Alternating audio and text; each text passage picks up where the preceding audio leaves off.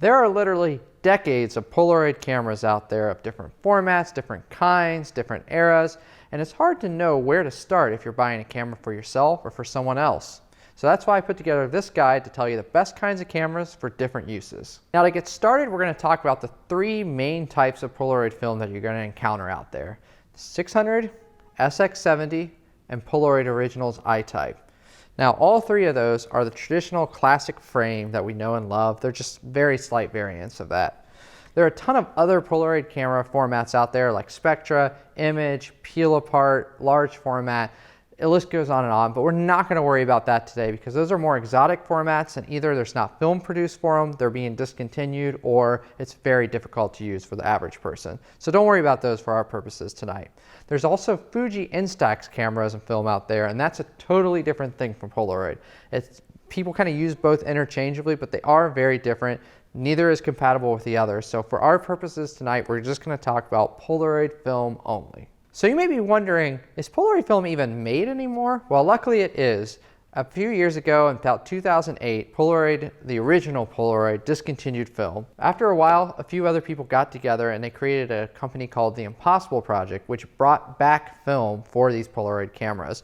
Now, that company has since rebranded as Polaroid Originals, and they're the ones that make the film we use and love today. They also make their own cameras, which is what we're going to talk about in a minute. So there are three variants of the classic square format that we know and love. The first is SX70, which is the oldest, has the least sensitivity to light, and it's very difficult to use these days. Polaroid later revised it to 600, which is most of the cameras we're going to talk about that are vintage Polaroid cameras. 600, same shape, same kind of film, except that it's more sensitive to light. Now, Polaroid Originals has also released I-type film, which is the same as 600, same exact film. The only difference is that in the cartridge itself, there's no battery. Classic Polaroid cameras are actually powered by the cartridge that goes inside them, as I mentioned earlier. So when you're going out to a garage sale or you're looking around at cameras, most people are often going to think that the camera is dead. And it's not dead, it just needs film to power it.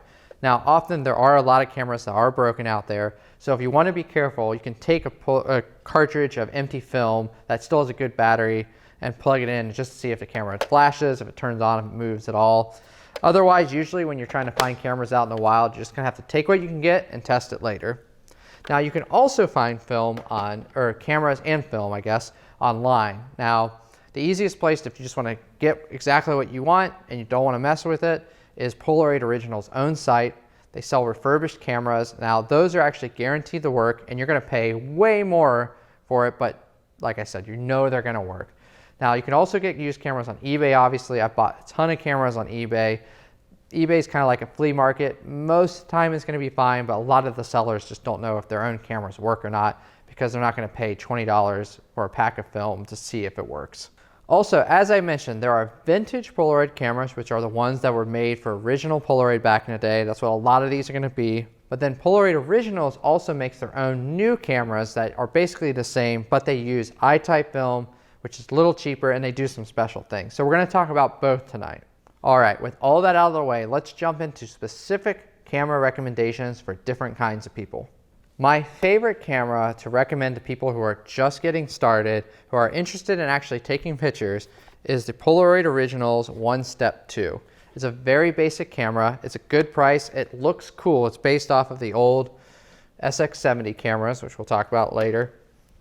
It's just very straightforward. It works like you would expect it. An I-type film is a little bit cheaper. Now, it does have a battery in it, so you do have to charge the camera, but once you do, all you do is slide in some film, point it at your subject, take a picture. It's very easy, very straightforward, and best of all, when you give this to somebody, you can give it some new packaging, and you know that it's going to work. Sometimes when you have a vintage camera, no matter how much you test it, as soon as you put it in their hands, it stops working. So when it comes to giving gifts or a new blossoming photographer, this is just a great basic recommendation. It's one of the cheaper cameras out there. You'll often find it cheaper new than you would for paying for a refurbished vintage camera. So the Polaroid Originals OneStep 2, great option. All right, let's say you're on a budget and you want the cheapest vintage camera possible that still works great. Now, I recommend box type 600 cameras. This is a great example one. It's the OneStep close-up. Box type 600 cameras have an infinite amount of names, but they're all essentially the same thing.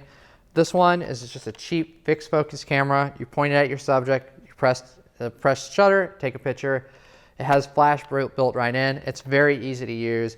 And since you can get these things for super cheap, especially on eBay, and you can get multiple of them because every once in a while you're going to get a dud, but as far as all the cameras I've used, these are still pretty robust. So OneStep close-up is a great recommendation. Don't bother with the close-up feature on it because it doesn't really work, but any sort of box type, you're going to be fine. Just make sure you get a 600 type box type because the 600 film is more sensitive and usually has flash, which you definitely need with these cameras. Let's say that you're a photographer that's a little bit more advanced, or you're buying for a photographer that has some experience with Polaroid and wants something just a little bit nicer. I would say any autofocus 600 box type camera is a great step up. This is the Impulse AF, and it actually has a little sonar mechanism in the front and allows for just a bit sharper lens than any fixed focus, cheaper Polaroid 600 type. This is actually the camera I started out on, and I still love it to this day. It has a big, bright viewfinder. It works really well. It's tough. It's just a great little camera. So this is the Impulse AF. Great for people who are just getting a little bit more advanced and want something nicer. So how about if you're just getting a camera for someone who wants something really cool to put up on their shelf and admire? Now that's where I recommend SX70 cameras, old box types like this that are iconic. Some of them have the rainbow stripe. These are incredibly difficult cameras to shoot with if you can find one that even works these days, but they look great. I mean, they're fun little cameras, and you can often find them for super cheap in attics, flea markets, used, all that kind of stuff. I wouldn't recommend buying like a refurbished one because it is the SX70. It's difficult to use in any light. This doesn't even have a flash built in. You have to use a flash bar, which is a pretty expensive accessory.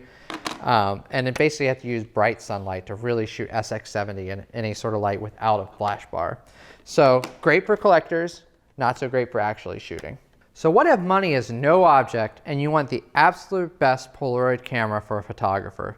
Now that camera is going to be one of the folding SLR type cameras that was based on Edwin Land's original design. My favorite is the SLR 680. This is an actual SLR, which means you're looking through the lens to compose, whereas the box types are actually traditional rangefinders. These cameras are very expensive, but if you can get one, it's totally worth it. Looking through the lens just helps composition so much. You can actually know if you're in focus or not. You can control the flash. These are just, without a doubt, the best cameras out there. I like the 680 because it uses 600 type film, which is much more versatile. It uses it in a lot of different situations. It has the flash bar built in. It has the sonar autofocus built in. It's a bit unwieldy. All these additions on the top is this like extra little thing. It does fold up like this. It's just an absolutely great camera. Now, if you're looking more for a collector top-end SLR, I really like the original SX70 ones. Some of them have like these metallic exteriors. This is a sonar autofocus, which still has like a little module on the top. You can find these without any autofocus or flash bars, and they're really attractive cameras. Because they're so expensive, I bought mine directly from Polaroid Originals, refurbished. I got this from a photography store. It's sometimes best to put a little bit of extra money in to make sure you're getting a good one. But if you find one of these at a garage sale, I would pick it up, but I've never seen one of these at a garage sale. But any folding SLR camera is just a wonderful piece of photography equipment. All right, are you a selfie photographer or shopping for a selfie photographer? Now, the OneStep Plus is what I recommend for selfie photographers because it can actually focus much closer than any of the other Polaroid cameras here. And even better, the OneStep Plus connects to a Bluetooth app on your phone, so you can use it as a remote trigger if you set it up on a tripod. It's made new by Polaroid Originals. You might find some used ones floating out there. It's an I-type camera, so it uses the slightly cheaper I-type film. It's overall a great film. It's a step up from the OneStep 2 that I recommended earlier for beginning photographers. It's essentially the same camera except with, like I said, the Bluetooth functionality and the selfie lens that you can switch to. Now, no matter what, if you're buying a camera for yourself or for someone else, make sure you get brand new Polaroid Originals film to go with it. These cameras don't do anything unless there's film installed inside of them. And if you get an old pack of film used or for somewhere, it often is going to have a dead battery in it. So make sure you get new film from Polaroid Originals or from B&H or Amazon and use that just to make sure the camera works and take pictures, which is why you're getting this film. Unless you're buying them for the collector, and then it doesn't matter anyways, right? Well, that does it for the Polaroid film buying guide. I hope you find the camera of your dreams out there. If you have any questions about how to use the camera or other types of cameras out there, you can see my website danfinnan.com, which has tons of articles and guides. While you're there, if you use any affiliate links to buy film or cameras, that helps me out a ton. I appreciate it very much. All right, well, good luck and happy shooting.